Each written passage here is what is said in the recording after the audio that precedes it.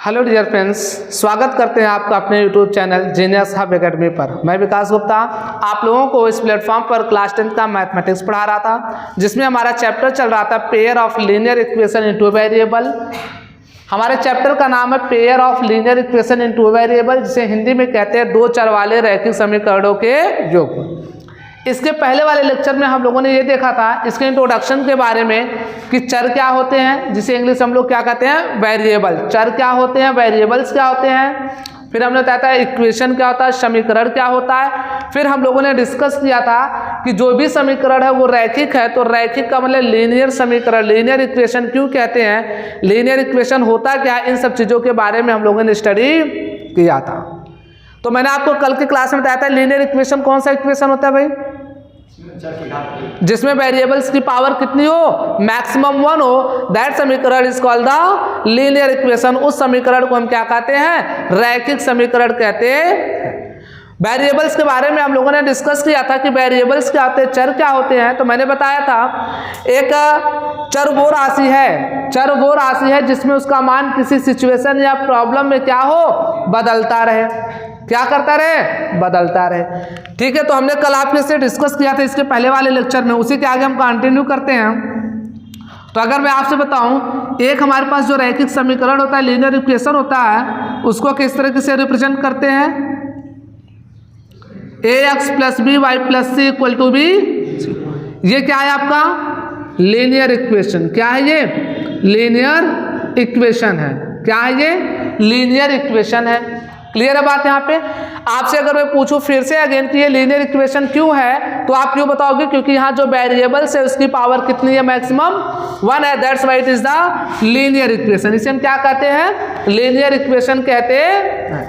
Clear है बात। तो हमने बोला था आज जो हमारे क्लास 10th में चैप्टर है, चैप्टर का नाम क्या है, pair of linear equation in two variable. मतलब यहाँ पर जो भी हम लीनियर इक्वेशन पढ़ेंगे वो एक लीनियर इक्वेशन नहीं होगा, बल्कि क्या होंगे, युग्म होंगे, जिसे हम क्या कहते हैं, पेयर। और युग्म का मतलब क्या होता है, जोड़ा। इसका मतलब ये है कि हमारे पास जो भी यहाँ पे लीनियर इक्वेशन होने वाले वो कितने होंगे, मैक्सिमम 2। तो अगर मान लीजिए मैंने बोला पहला लीनियर इक्वेशन ये है a1x b1y + c1 = b 0। दूसरा हमने एज्यूम किया है लीनियर इक्वेशन रैखिक समीकरण a2x + b2y + c2 = b 0। ये पहला है और ये दूसरा।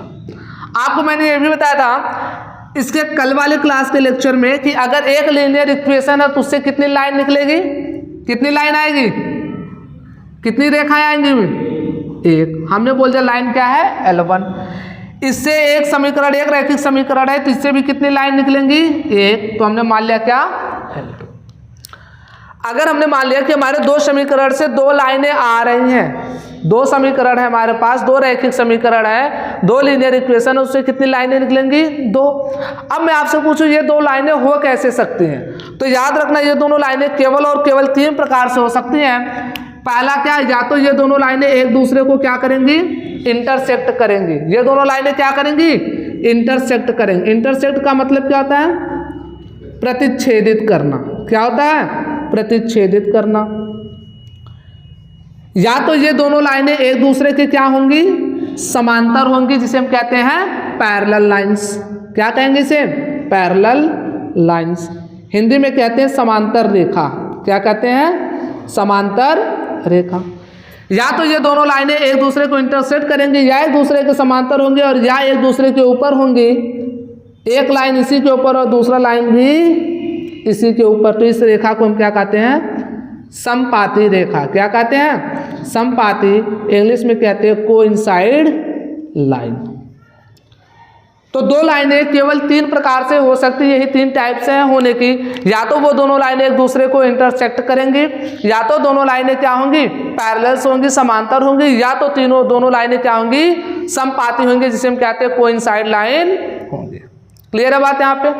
अब ध्यान से सुनना, सबसे बड़ी बात क्या है कि अगर ये दोनों लाइनें इंटरसेक्ट करेंगी, मान लो हमारे पास दो कोई इक्वेशन है और उससे मिलने वाली जो लाइन्स है वो क्या है, इंटरसेक्टिंग है। तो बताओ इंटरसेक्टिंग है तो कितनी बार इंटरसेक्ट की, केवल एक बार इंटरसेक्ट की, एक ही बार प्रतिच्छेदित की है।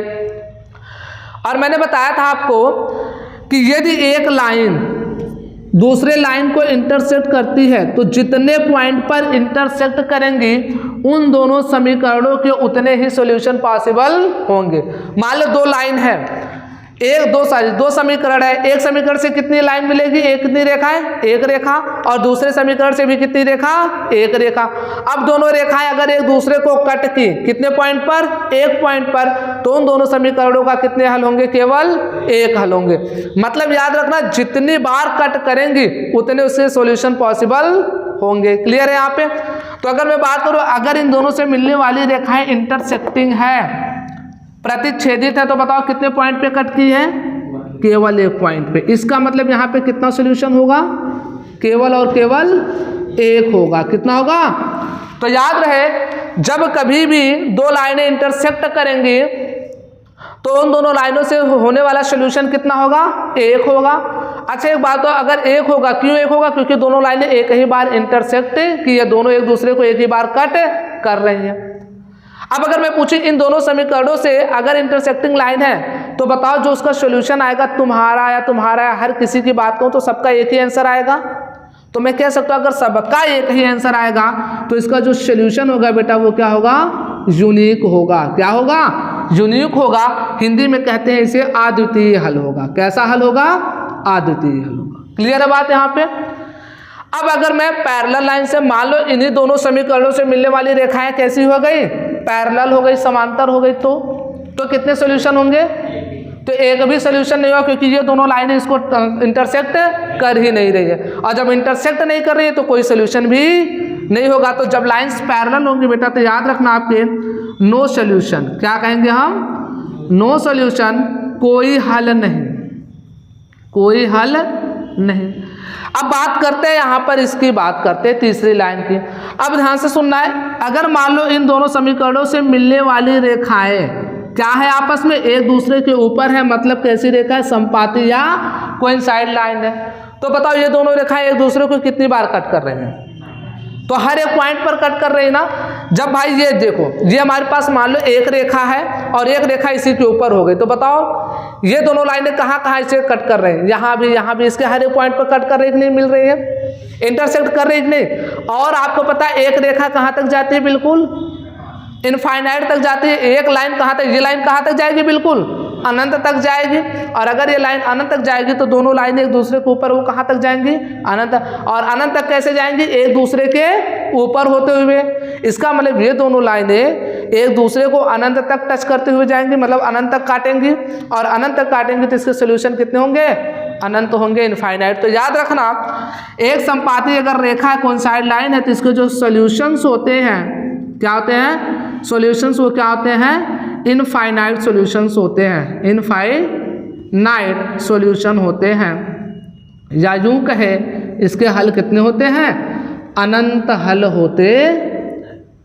क्लियर है बात यहाँ पे। तो हमने क्या सीखा कि अगर हमारे पास दो रैखिक समीकरण है, दो लीनियर इक्वेशन है, इससे मिलने वाली दो रेखाएं यदि आपस में इंटरसेक्ट करती हैं तो इससे केवल और केवल एक हल पॉसिबल है, और वो हल कैसा होगा, यूनिक होगा, अद्वितीय होगा। यदि इन दोनों रैखिक समीकरणों से मिलने वाली रेखाएं आपस में पैरेलल है तो कोई सोल्यूशन नहीं होगा। और तीसरी बात, अगर इन दोनों समीकरणों से मिलने वाली रेखाएं संपाती है, कोइंसाइड है, तो इसके कितने हल होंगे, अनंत हल होंगे। क्लियर बात है यहाँ पे। तो आई होप आपको समझ में आएगा। आप तब तक इसको नोट करिए, फिर इसको रफ करते हैं और फिर आगे चलते हैं।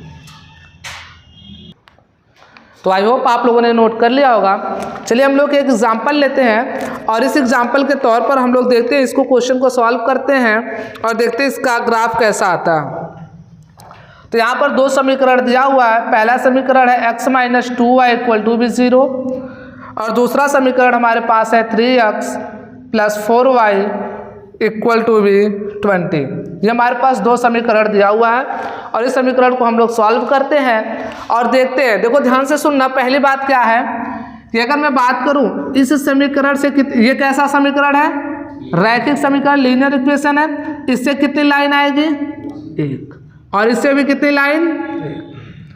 तो इससे दोनों समीकरण से हमें कितनी लाइनें मिलेंगी, कितनी रेखाएं, दो रेखाएं। अब हमें यही चेक करना है ग्राफ पेपर पर कि इन दोनों से मिलने वाली जो रेखाएं हैं आपस में किस प्रकार की है, आपस में इंटरसेक्टिंग है या आपस में पैरेलल है और या आपस में क्या है, कोइंसाइड है या संपाती है। तो उसको करने के लिए और एक बात बता दूं, अगर आपको एक रेखा बनानी है तो एक रेखा के लिए कम से कम कितने बिंदु चाहिए, 2 बिंदु, तभी तो एक रेखा बनेगी। तो सबसे पहले अगर मुझसे कोई लाइन बनानी है समीकरण से तो इस समीकरण के कम से कम कितने बिंदु निकालने होंगे, 2 बिंदु निकालने होंगे और वो दोनों बिंदु निकालेंगे तब जाकर क्या बनेगी, ग्राफ पर एक रेखा बनेगी। तो लिखेंगे क्या, प्रथम समीकरण से, बाय फर्स्ट इक्वेशन, प्रथम समीकरण से by first equation, by first equation क्या हो जाएगी, जरा बात देखना ध्यान से। हमने बोला समीकरण क्या, x minus 2y equal to be 0। Clear है बात। अब बात करते हैं ये बिंदु निकालते कैसे हम। तो बिंदु निकालने के लिए, पॉइंट निकालने के लिए हम लोग क्या करते हैं कि इस इक्वेशन में एक बार x को 0 पुट करते हैं और दूसरी बार y को 0 पुट करते हैं और पुट करके हम क्या करते हैं, पॉइंट्स को निकाल लेते हैं। तो लिखेंगे क्या, if x is equal to be 0। तो हमने x इक्वल टू 0 पुट किया तो बताओ क्या आ गया, माइनस 2y बराबर कितना हो गया, 0 के, तो y बराबर कितना आ जाएगा, 0, 0 बटे माइनस 2 बराबर कितना हो गया। अब देखो जब हमने x बराबर x कामा y अगर मैं आपसे निकाल के बताऊं तो कितना आ जाएगा, x भी 0 और y भी 0, तो आ गया 0 कामा 0। अभी मैंने आपसे बताया अगर बिंदु निकालना तो पहली बार x को 0 पुट करोगे और दूसरी बार y को 0 पुट करो, लेकिन यहाँ देखो y की वैल्यू क्या आ चुकी, पहले 0 आ चुकी, तो अब y तुम पुट 0 नहीं करोगे तो कुछ और वैल्यू पुट करोगे।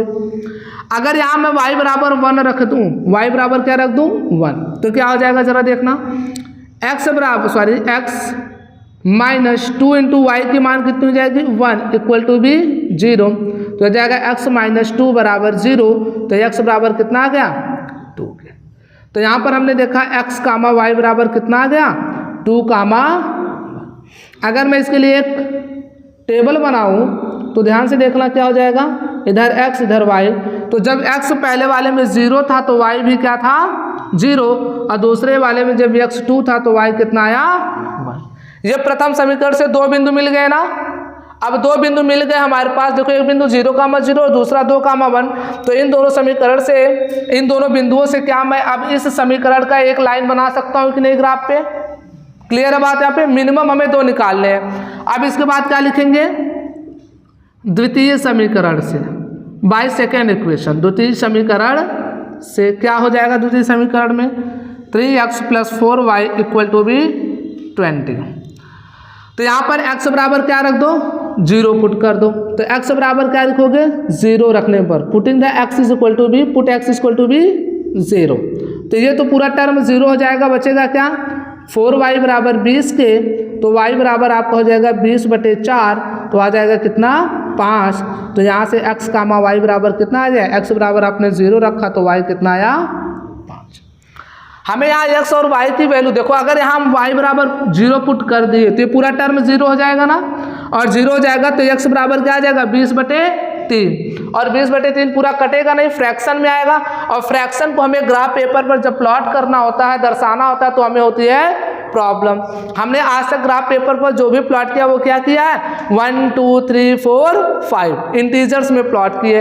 इस वजह से हमें यहाँ पर ऐसी वैल्यू रखनी है जिसकी वजह से हमें यहाँ पर वैल्यू आए तो कैसा आए, दोनों इंटीजर आए, पूर्णांक आए। क्लियर है बात। तो सोचो अगर यहाँ पर मैं x बराबर कितना रख दूँ, 4 रख दूँ, तो कितना हो जाएगा, 3 चौक 12, और 12 इधर माइनस जाएगा तो 20 माइनस 12 8 हो जाएगा। फिर 8 में हम 4 का भाग देंगे तो कितना आ जाएगा, 2। तो यहाँ पर देखो कोई वैल्यू फ्रैक्शन में आई नहीं, तो इस वजह से हम यहाँ पे ये वैल्यू पुट करेंगे। तो लिखेंगे क्या, put x is equal to be 4। तो यहाँ पुट करो तो हो जाएगा 3 × 4, 3 × 4। क्लियर बात। यहाँ पे 3 × 4 प्लस 4y इक्वल टू भी कितना आ जाएगा, 20 के। तो यहाँ से जरा देखो तो हो जाएगा 4 3 12, 12 प्लस 4y बराबर कितने हो जाएंगे, 20 के। तो यहाँ से y बराबर हो जाएगा 20 माइनस 12/4, तो y इज इक्वल टू हो जाएगा 8/4, तो बराबर कितना आ जाएगा, 2 के। तो यहाँ हमने देखा x कामा y बराबर कितना आ गया, x कितना आया आपका यहाँ पे 4 और y कितना आया।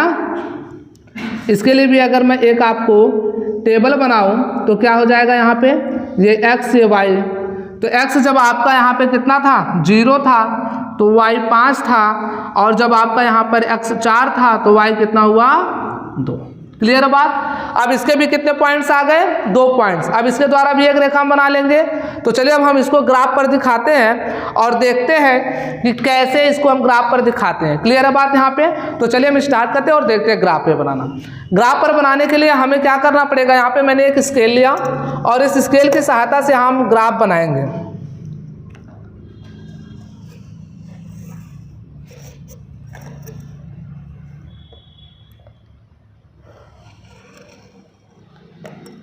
तो देखो यहाँ पर x की मैक्सिमम वैल्यू कितनी है 2 है, y की मैक्सिमम वैल्यू यहाँ पर 1, यहाँ पे x की मैक्सिमम वैल्यू 4 और y की मैक्सिमम वैल्यू यहाँ पे कितनी है 5।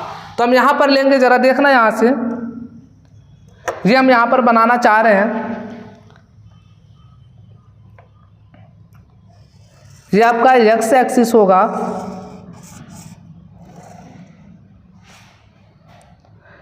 जब भी आप ग्राफ बनाओगे तो याद रखना इस ग्राफ पर जो आप डिस्टेंस प्लॉट करोगे वो डिस्टेंस कैसा होना चाहिए, बिल्कुल एक समान होना चाहिए। ऐसा नहीं यहाँ दूरी ज़्यादा ले लो वहाँ दूरी कम। क्लियर है बात यहाँ पे। तो अब हम यहाँ दूरी बनाने में जा रहे हैं, ध्यान से देखना। मैं यहाँ पे जो दूरी लूँगा वो 5-5 सेंटीमीटर के गैप पर लूँगा। कितने कितने सेंटीमीटर पे, 5-5।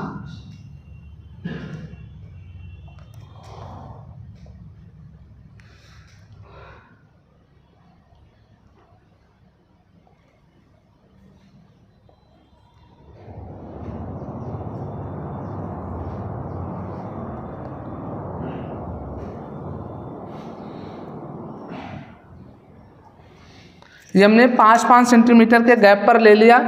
ये आपका हो गया 1 2 3 4 5 और ये क्या हो गया आपका 6। ठीक है, ये हमने कितना 5-5 सेंटीमीटर के गैप पर ले लिया। ऐसे सिमिलरली हम लोग ऊपर की तरफ भी कितने सेंटीमीटर पे गैप लेंगे, 5-5 सेंटीमीटर के गैप पर लेंगे।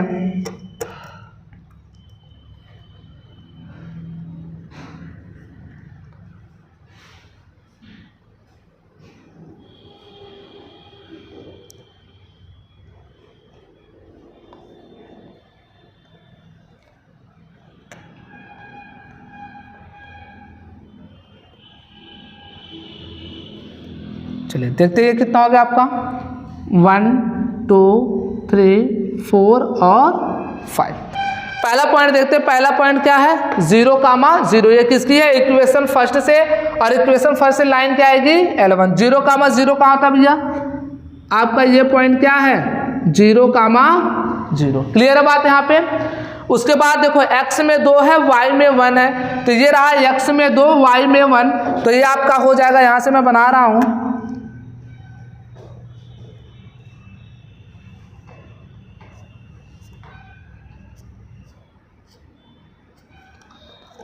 और ये रहा आपका कहाँ,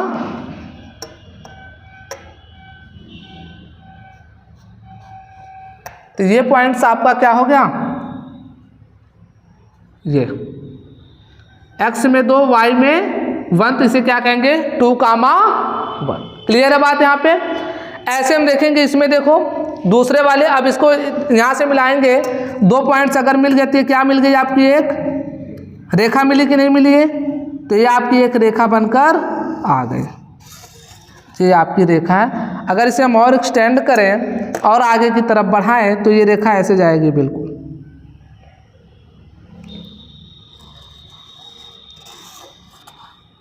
क्लियर है बात यहाँ पे। तो ये एक रेखा हमारे पास ये बनकर आ गई। अब ऐसे ये लाइन हम कौन सी बोलेंगे, लाइन कौन सी है, L1 लाइन है।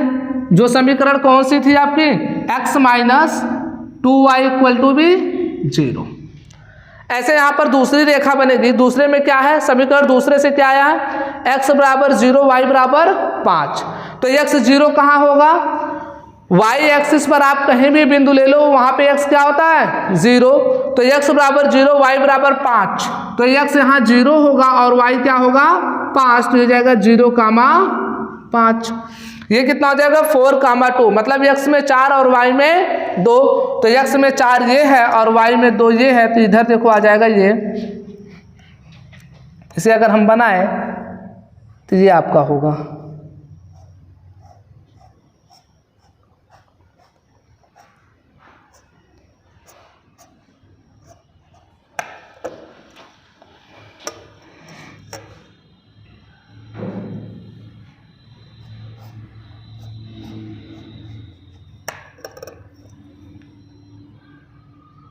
ये आपका क्या आ गया 4, 2 हो गया नहीं हो गया।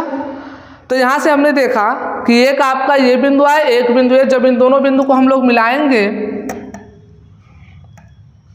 तो एक रेखा इधर से भी मिलेगी और ये रेखा कौन सी होगी L2 रेखा होगी। कौन सी रेखा ये L2 रेखा।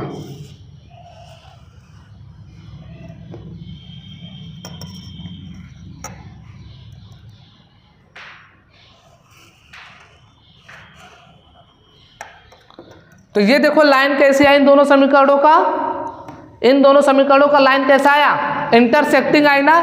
दिस और ये लाइन कौन सी है L2 लाइन है, जिसका समीकरण क्या है 3x + 4y = b 20।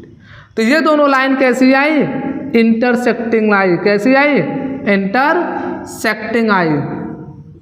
Intersecting line मतलब हिंदी में बोले तो प्रतिच्छेदित रेखा।